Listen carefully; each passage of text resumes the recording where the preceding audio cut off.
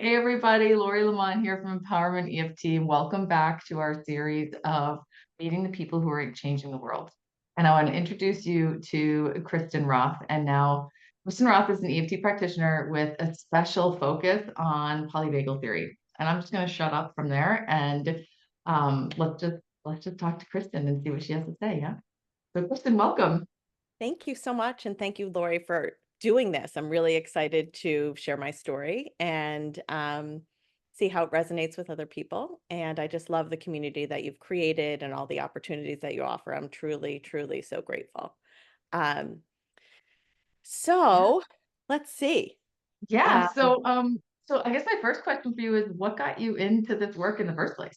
Like, yeah, it's a really good question with a really long history because actually it seems like for me, EFT was what pulled like all these random pieces of my life together. Um, mhm. I think from the get-go, my MO was to be a people pleaser. So I just really thought throughout life, if I can just, make everyone happy, which comes with like the perfect solution to things, then I'll finally feel at ease in myself. Like if ever, then other people will be calm and I can relax. So I did that for a long time.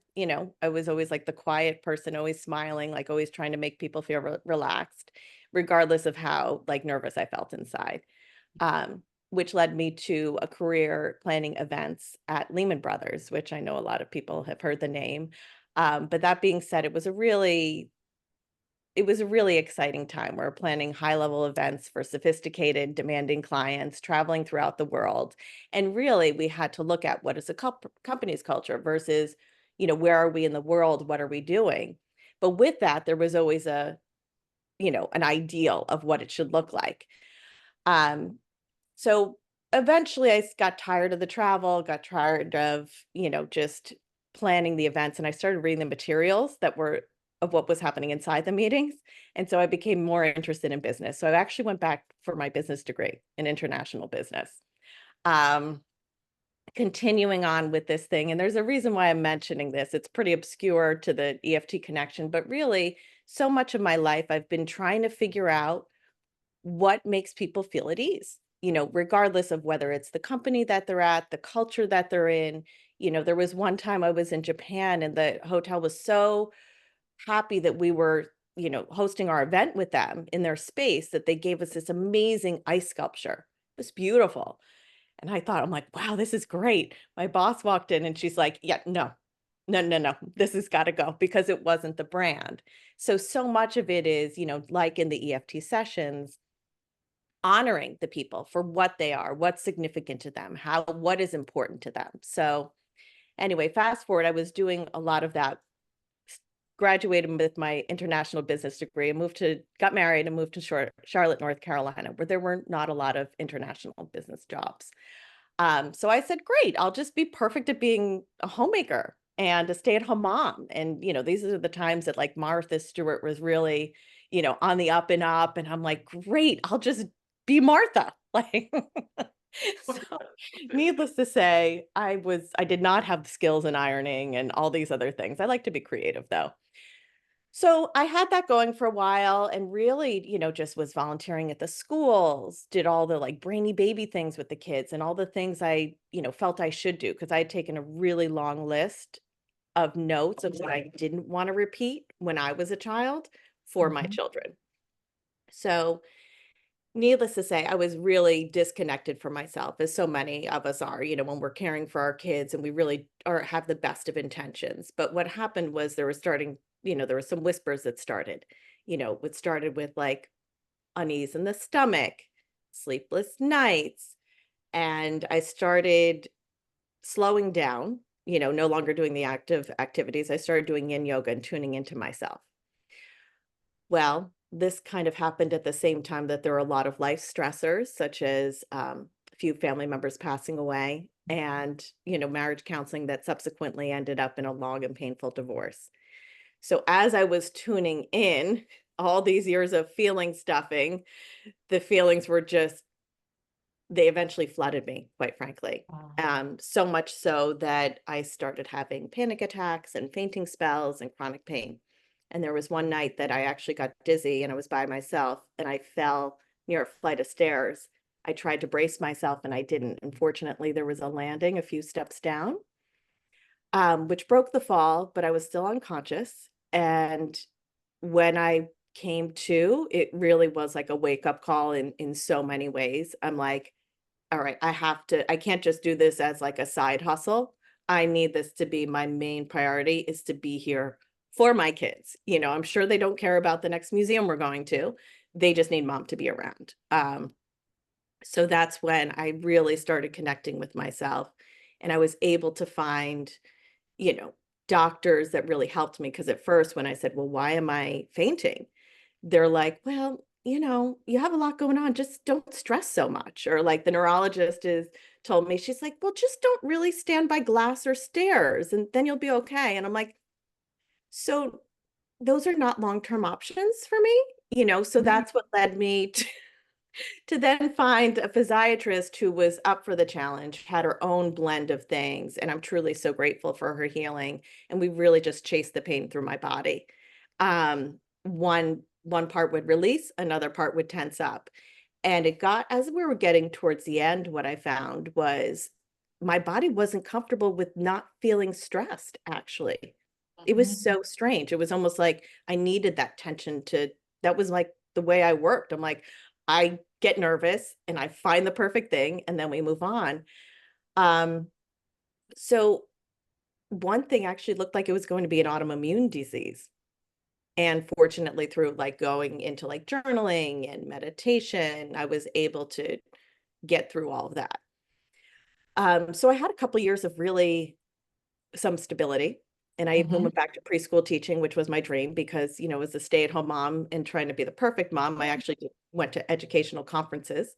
Um, so I did that for a year, but it was right after the pandemic, and I found myself handling a lot of anxiety, which was no surprise to me at that time because one of the things I picked up when the neurologist said that I was, she couldn't really explain why I was fainting. She mentioned this term vasovagal syncope. And Mm. from there, I started looking into what that is. And this was 7 years ago, back before polyvagal theory was a thing. So Yep. that's when I grabbed onto it. And really, it was the only thing that made sense to me. So leaning into that, I then studied interpersonal neurobiology and some other things that really helped me. So back to the classroom, I was not surprised that I was dealing with anxiety. They can't learn anything until you feel settled in the nervous system. So the next year, I decided to take a pause and a step back, which was very unique for me because usually I'm just so active. Um, and I just sat with it. I really was just present for my son's senior year and wanted to be there for all the things that was so close to the finish line.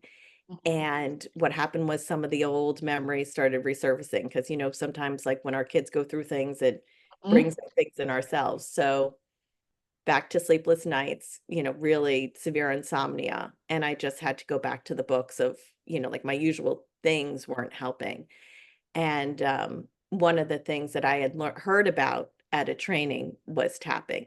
And it was in a group event. And I'm like, oh, okay, this is kind of cool. I liked Mhm. it, took note of it, but it really disappeared. But when I looked through my notes and was trying different modalities, I tried a script online on YouTube for 5 minutes and it worked. And at Mhm. that point, I was divorced. I didn't have the same resources I had when I was married. So I'm like, I need a low cost, effective treatment. I can't, you know, be an acupuncture 24 hours a day for a month, Right. And so Right. EFT was that. So long, elaborate story, nuanced story later. I just went to the training. I'd really just tuned in. I did the bare minimum required. The registration for level 1, 2 training was closed, but I'm like, well, let's see if it works. If it's meant to be, it's meant to be. It was meant to be. So it was in that training that I started, in those breakouts, started working with people. And even though I didn't know much about EFT, what I had pulled from polyvagal theory and interpersonal neurobiology, and even my undergrad degree was in psychology, like all of a sudden, it was that moment that people talk about. They're like, well, when are you working that it doesn't feel like work? And I'm like, oh my God, this is that moment. Like, this is what I'm going to do. So it was just like truly from there, it was hit the ground running and I haven't looked back. And so the irony is, was while I was looking for a perfection and people pleasing the whole time, really I was just looking for confidence and an alignment within myself. And I feel like through my journey, I was able to find it. And EFT was really like that capstone experience that Yeah. pulled all of these things together. Like we're able to take this venture into someone's world, even at the beginner's mind of what I did with the preschool level. Like we get to Mhm. do that with people time and time Yes. again, and just like I traveled internationally, I even studied nonviolent communication. We all have the same needs. It's just Mhm. how do we go about doing them? And we can have a lot of compassion for us really just seeking to get our needs met. And if we didn't like the way we were doing it before, we're in an outdated program, we get to choose again. So it just really brought it all together. And what I love is that there's a good community for it. And that's really what I want to provide for other Mhm. people. The things that I wish I had 7 years Mhm. ago. Wow. Um, I just want to say I love your story. I love so many aspects of your story. And there's this one piece that really stood out to me, which is I often will tell people we usually have we're usually being pulled in a direction. We're usually being like nudged and pulled. And I shouldn't say most, but a lot of times we don't listen to that nudge or that pull and we just keep doing the thing, right? Like we're like, nope, I have to, and then eventually you get hit with a 2x4 because it's like these little gentle nudges, and if you don't, or tugs, and if you don't take the action, eventually you just get like a smack. And when you mentioned your fall, I'm like, oh, okay, that was her 2x4. Um, Or 10 by 10. I think like I had ignored the 2x4, the 4x4, 6x6, 8x8 to like literally my body took me down was and said like, so you didn't pay attention all those other times. So this is what we've come to. Like 100%. and Yes. it's a little bit like you're welcome. Yeah. Like, Totally. I mean, and that's when I woke up. They're like, all right, so you needed the 10 by 10. Okay, fine. But we were gonna, we're here. Like, we're just gonna keep reminding you, giving you these louder and it's like the kid, like the toddler, right? And although this is like from a different space, it's really like, okay, well, we'll do it louder so that you hear, you know? And literally yeah, that's how much I was disconnected though. Like for other people, I think they can hear it sooner, which is why I'm so grateful when people can come to me when it's not so severe. Like right. that's how much I was like, fixed to my agenda. Hmm. So who are the people that you serve? Like who are you? Like who likes like who do you really enjoy working with? So my favorite piece are, really for me, like it's for the people who don't know who to trust and don't know where to turn to, and we're Mm, really like, gosh, like the people like me who are like, I can do it all. Like I can actually do it all. And then, through talking to them, it's typically not like an easy grab. I have to build the trust with what I'm doing. I really have to prove that I know what I'm doing for them to be able to say, okay, I can rest with her. yeah. Because I think that was the hard thing for me was just knowing who to trust at first, and I would actually, trust the wrong people. I think there are a lot of people out there and sometimes, even professionally trained people felt like more harm than good because there wasn't that attunement and connection. So Yes. I really work hard to help those people who aren't so sure, but who are similarly like at the end, hopefully not falling downstairs, but are just like, there's nothing else out there. It's like, no, there is something out there. Like we can do this very slowly. We can just really connect and start the exploration, which is usually that tipping point of just, Hmm. similarly, it's like, well, how do I start looking for those people who I can trust and have who I know will listen to me and all of who I am so I can start to love myself. Oh, that's beautiful. Thanks. That's so beautiful. And I was also gonna ask you like what's your favorite part of this work? Like what really lights you up, but I think you just told me. If Um, I can extend on that a little bit yeah, more, please. because I actually love, like yes, I totally alluded to that. And really, like, my favorite time, and this is, where the preschool part comes in, is when I'm sitting with someone and, when you're tapping, you kind of get to that like different brainwave state where Mhm. things are just kind of flowing and an idea comes and they're like, I know this sounds crazy. I've never thought this before, but dot, dot, dot. So for me, what that, we need to co-regulate before we self-regulate. So the fact that they feel safe enough with me to share something that they think like, oh my God, no one would accept me if I shared this. And we Mhm. take that and we listen to it. And Mhm. each and every time, that's what leads to the shift is them allowing themselves to go there. And they do that with me because they feel safe enough. Like that's what I hold so dear, so confidentially, and I never take lightly. That to me, those are the magical moments when they can start to trust me, which means that they're one step closer to trusting themselves. Like that's the magic for me. Oh my gosh. That's incredible. And you articulated that so beautifully. Yeah, I used to say it would be that like thing when people like, oh, there's this one thing that I've never told anyone before. And like having, that when you have those moments and that's like really obvious, I guess. But what you're talking about is I think more maybe they won't necessarily articulate it, but you'll see it in what they're sharing and in what they're offering and what they're yeah, no, that trust is so incredibly important. And I love what you're saying. And so can you talk a little bit more about like this because I mean I think a lot of people who are going to be watching this are familiar with EFT, but can you talk a little bit about how you're incorporating your other specialties in with what you're doing? Yeah, and I think that's exactly actually, it was through studying polyvagal theory that, one of the 3, principles is co-regulation, is feeling safe enough.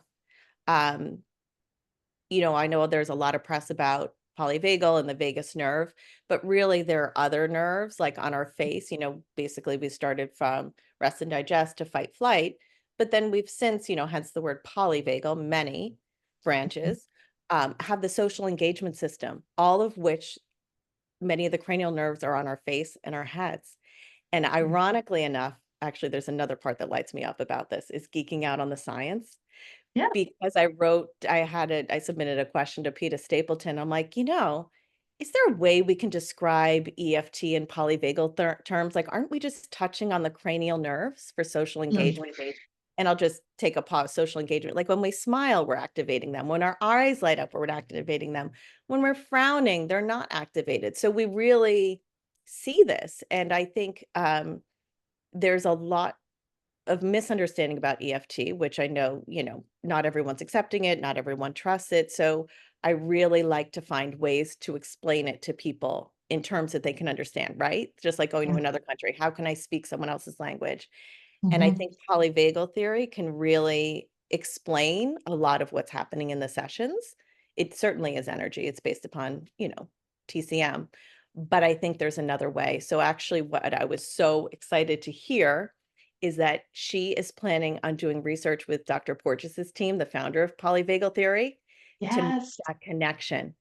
So I am thrilled to hear that. So for me, this is just starting and it's only going to get bigger. I'm also Mm. trained in something called Safe and Sound Protocol, which is what conditions the muscles of the inner ear. Typically, when we're, hypervigilant, we only hear the high tones and the low notes, the rumbles or the shrieks. So what this does is it stretches those muscles so that we can create greater receptivity to life. So we start to tune into those middle tones, or like in my example with the doctors, not just when I'm falling and that I need someone, but how do I really start to like find the people who could support me before it gets to be too much? Mm. The term that is used in polyvagal theory, one of the other principles is this thing called neuroception, which is basically, if I can give an analogy, it's almost like having curtains on the window. It allows us to open them up a little bit more so that we can engage Mm. a little more fully with life. So it's like the neuroception creates this receptivity to accept more in and become more engaged in life. So, um, I guess I actually touched upon the 3 principles being co-regulation, neuroception, and then the hierarchy, is a little bit more about our different states that we go into, which is, goes from rest and digest, fight, flight, and if you're not in fight, flight, eventually it'll lead to collapse, which was my tumble. Like, I've Mm. literally, been through all those stages, I know them very well, and really the key is not to, actually taking it back to the story of perfectionism, it's not to be always in rest and digest. It's Right. learning how to navigate between these states. So this Mhm. is why I take, I love EFT, but I really spend a lot of time in the beginning just making sure someone knows how to regulate their nervous system. There's a way that we can recognize when we're in their certain states, and these are the things that really become a conversation with ourselves. Essentially, I'm looking to be out of a job. I would love for someone to be able to track their nervous system and find ways, to tap down these emotional events. It's really trying to give them the tools to be Mhm. able to do it on their own. And I really believe that through polyvagal theory and EFT, it's a fantastic combination. Oh my gosh, I couldn't agree more. And yeah, I often will say, like, if I'm having consultation with someone, I'll say, my goal is for you to be self-sufficient and to not need me. And it's a terrible business model. Um, that really is my goal. And most of my people, that's what happens. Some people, we do have long-term work together, but yeah, the general goal is to get them tapping on their own, get them regulating themselves and feeling safe in their, and working towards whatever it is that they're, and then hopefully they just reach out if they have like, some different catastrophe happen, like some, moment pops up that they need extra help, right? But yeah, I love that. Go ahead. Actually, if I can mention something, because I think what you just said just made me realize, just reminded me of like my company is called Revively. And so while I am trying to work myself out of the job, which I'm with you 100%, it's a lot of it is what are we doing regularly to nourish the system? So that was why I came up with the term Revively. It's like, what are the things that we're doing? It's really like a mindset. What are the things that we're doing to infuse? Like, it's okay to get to a point and get stuck. We're all going to get stuck. I really thought there's no such thing as like healed, check, I don't have to do anything anymore. It's really the invitation to the relationship to get to know ourselves better. Mhm. So I feel like Revively is just something that I came up with. It's like, okay, maybe we will need EFT at some points when we get stuck. That means that, those triggers are trailheads for discovery. Yeah. So, yes, but it can be something that we don't have to talk all the time. Like those good friends that you have that you may not need to talk every day, Yeah, but maybe every so often it's good to touch base. absolutely. So it's really the starting of a relationship. Mhm. Um, I'm just so thrilled that we're talking about all this. I love all of this. And I'm a little bit curious, like, I mean, you shared a lot of your personal, like your background and whatnot, but what do you like like when you're not tapping or using polyvagal with people, like what are you like, is there anything else? I mean, Oh, what else is going on? Like, is there anything like, to get personal, but like tell, is there something about you and your sure. non-work life that you want to share? Totally. So I'm still fascinated by travel. I love to see different Yes. ways that people are getting their needs met. And I'm just always so tickled and I like the excitement and the novelty of it and seeing Mhm. new things. Similarly, I also like, spending a lot of time in nature. I need to really ground within myself so that I can hold a good space. But I live in the Northeast, so when it's tougher to hike up the mountains. I really love skiing. So it's Mm. funny how skiing is kind of like that metaphor, like we say in the ocean. It's not about being tossed by the waves. It's really about, riding the waves. And I feel the same thing when I'm skiing. It's not about being like tossed in the mountain with moguls. It's really about, Yeah. navigating through them. So those are the things that I absolutely love, and obviously need to balance with a lot of yoga and stretching and creating space in the bodies when you're traveling on planes or, um, Mhm. skiing. So, Yeah. yeah. No, oh, I love this. I very much enjoy travel and experiencing like I just love to experience new cultures. I think it's the best. And then, what would you say your like, do you have like do you have like a vision or like a mission in your life, or like is there like some passion? Like what is your, like what's your driving thing? Like what's your thing that like drives your buck? So basically, I like, I mentioned I like the science. I like to figure out why things work. And there are a lot of modalities out there. So obviously there are the modalities that I practice and I've been trained in, but I do believe that there are many other ways to go about it. For some people, mindfulness is, in connecting with themselves is on a yoga cushion. For others, it could be running on Saturday morning. So my mission is to help people find their next best step. It might be Um, EFT. It mhm, might be, and that's why I really love polyvagal theory in the beginning is just help someone regulate and to decide what's best for them. There are a lot of modalities. I mean, I wish I knew them all, but I really don't.